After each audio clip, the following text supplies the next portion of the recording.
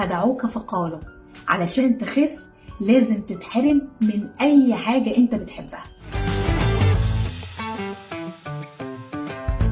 والحقيقة ان انت عشان تخس وعايز تمشي على نظام غذائي وفي حاجة انت بتحبها جدا، انت ممكن تاكلها عادي جدا، بس احنا بنقدر نقننها، بنقدر نحدد الكمية بتاعتها، نقدر نحدد التوقيت المناسب، نقدر نحدد عدد المرات اللي هتاكلها منها في خلال الاسبوع.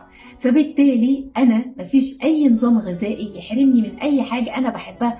ده حتى يا جماعة مرضى السكر بنخليهم ياكلوا حلويات، لان انا لو اتحرمت من حاجة انا بحبها جدا وانا بقاوم وحاسس بضغط عصبي شديد ان انا بحب الحاجة دي بس انا محروم منها لان انا عايزة اخس والنظام الغذائي ده حرمني منها، هقدر اقاوم مرة 2 في 3 وبعد كده الاسترس هيزيد عندي جدا، هروح ضارب بكل حاجة عرض الحائط وهرجع تاني من نقطة الصفر.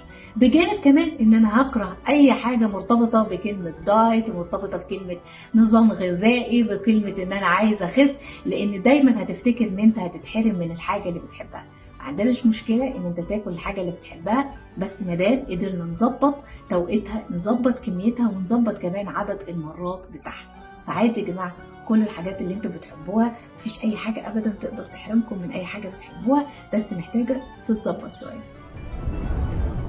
وسؤال حلقة النهاردة مختلف شوية، لان الاجابة هتبقى مختلفة من حد للتاني، لان الاجابة انتوا اللي هتحطوها. قولولي بقى على اكلة او وجبة او حاجة انتوا بتحبوها جدا، واول ما بتفكر في نظام غذائي او اول ما بتبدأ في ان انت تعمل دايت بتحرم نفسك منها تماما، او بيتقالك ان الاكلة دي المفروض ما تاكلهاش خالص.